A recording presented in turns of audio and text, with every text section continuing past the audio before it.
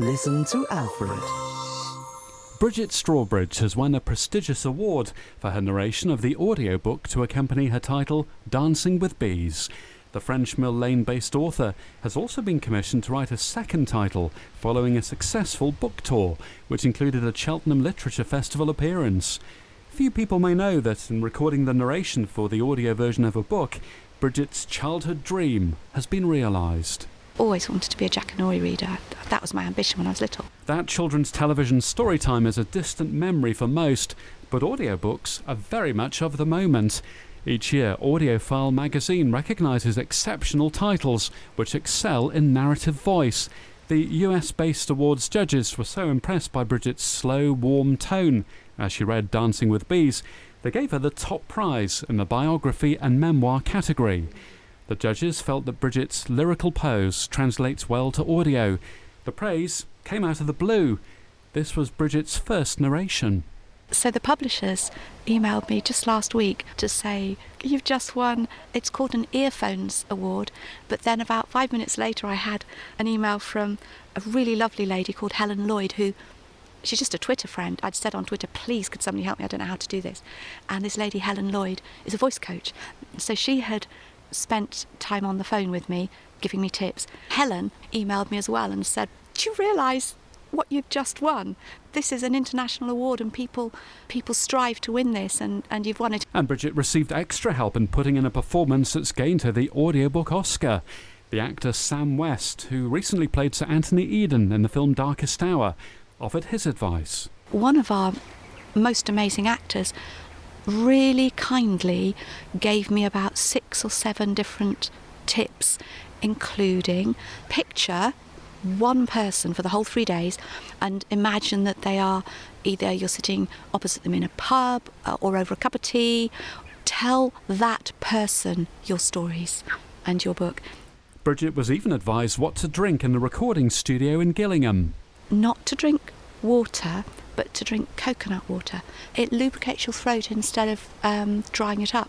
Brigit's been in demand as a speaker at literary festivals, promoting the paper copy of her book. Yeah, I have done 3 talks in 3 days this week. Being a guest at the prestigious Cheltenham Literature Festival was an enjoyable experience for the local writer, but Brigit admits that at first she felt out of her comfort zone. And I've been talking about bees for well over a decade now, and I can talk about bees till the cows come home. It doesn't worry me at all.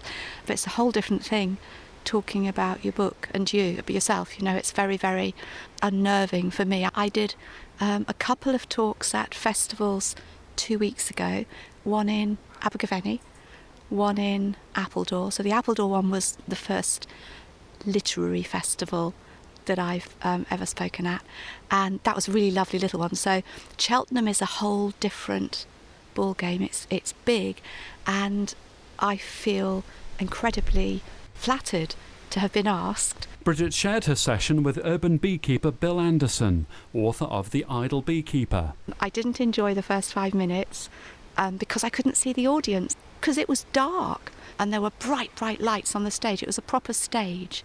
I'm not used to stages.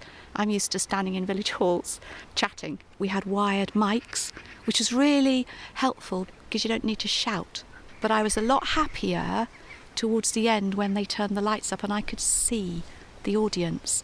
I didn't know who to direct my answers to at first. Brigit says she enjoyed the experience of sitting in the green room. It's the place that the authors or the speakers sit in advance of the event. That was an interesting experience as well, being surrounded by authors whose names I knew and books I knew. Felt a little bit like a fish out of water.